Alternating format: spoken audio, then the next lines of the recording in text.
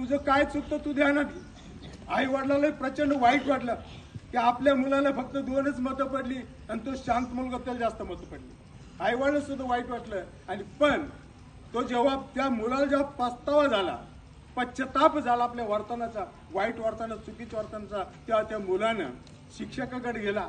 Sir माझं काय चुकतं मला तरी सांगा, का असं का झालं, मी इतके लोक दादागिरी करतो, इतके लोक मुलाला सांगितलं ते माझं ऐकतात आणि गुप्तपणे माझं ऐकत का नाही. शिक्षकांनी सांगितलं बा तू थोडाच विचारच बदल कर, दादागिरी क्षणिक आहे, याच काही जीवनामध्ये यश निश्चित नाही. विचारातून जीवनात यश मिळतं, अविचारातून दादागिरीतून जीवनात यश मिळत नाही. हे त्या शिक्षकांनी त्याच्याच गुरुंनी त्याला सांगितलं. आणि आजपासून एक संकल्प कर, काय की जे काही तुझं वर्तन आहे, मुलाला मारणं, धिंगाणं घालणं वर्गामध्ये, हे सोडून दे. त्याने कान पकडले, गुरुजी समोर सांगितलं आजपासून मी तसं करणारच नाही.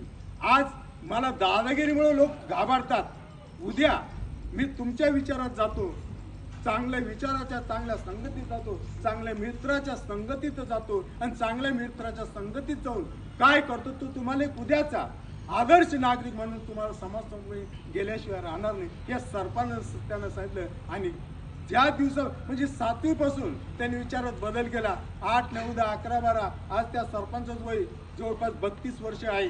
सरपंचाचं वय 32 आहे. पण आज मात्र 10 वर्ष तो सरपंच राहू शकला केवळ विचारात बदल झाला म्हणून. आणि म्हणून आपल्या विचारात बदल करणं गरजेचं आहे. चुकतो माणूस, चुकत नाही असं काही नाही, जीवनामध्ये चुका होत असतात, पण चुकाचा पछतावा करून, पश्चाताप करून त्या दूर सोडून जर पुढे आपण गेलो तर आपल्या जीवनात यश प्राप्त झाल्याशिवाय राहत नाही. हे एक उदाहरणातून तुम्ही घ्या.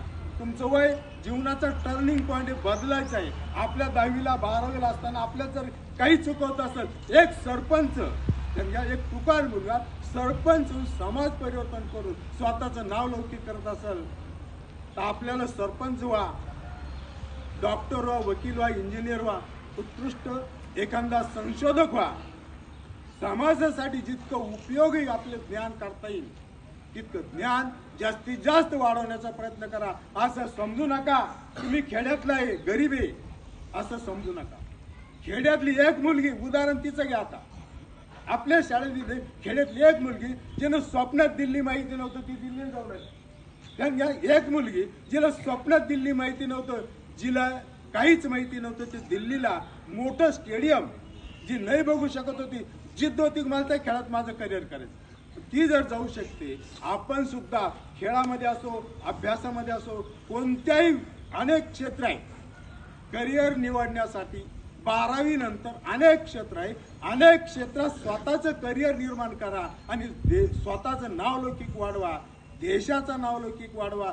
देशाचं सुद्धा नावलौकिक वाढवण्याचं काम विद्यार्थीच करू शकतो. आज हाच विद्यार्थी भविष्यात एखादा उत्कृष्ट संशोधक होऊ शकतो, समाजसेवक होऊ शकतो. आणि संशोधक, समाजसेवक एखाद्या संशोधन करून एखाद्या विचारातून त्याचं परिवर्तन जर झालं तर देशासाठी खूप उपयुक्त होऊ शकतं. APJ अब्दुल कलामचं उदाहरण आहे. सामान्य कुटुंबात जन्मलेला एक गृहस्थ, आज जगामध्ये APJ नाव, APJ अब्दुल कलाम नाही. आजही तुम्ही तामिळनाडूला गेलात त्यांचं घर जसं असतं स्मारक म्हणून गोष्ट एकदम साधं घर. पण देशामध्ये केवळ शिक्षणाच्या माध्यमातून देशामध्ये, जगामध्ये स्वतःचं नावलौकिक तो निर्माण करू शकतो. असे अनेक उदाहरणं. इतका वेळ आपल्याला नाही, पण एक ध्यान घ्या, आज ही वेळ तुमच्या विचारात परिवर्तन, कोणत्या चुकीच्या विचारात, चांगल्या विचारात नाही म्हणत मी, तुमच्या जे काही चुकीचे विचार असेल त्या विचारात तुम्ही परिवर्तन करून टाका, सोडून द्या आणि चांगले मित्राची, चांगल्या विचाराची संगत घ्या, धर्माची संगत घ्या. भगवद्गीता असो, ज्ञानेश्वर असो, तुकाराम गाथा असो, जैनाचा आदिपुराण असो, बुद्ध धर्माचे निकाय ग्रंथ असो,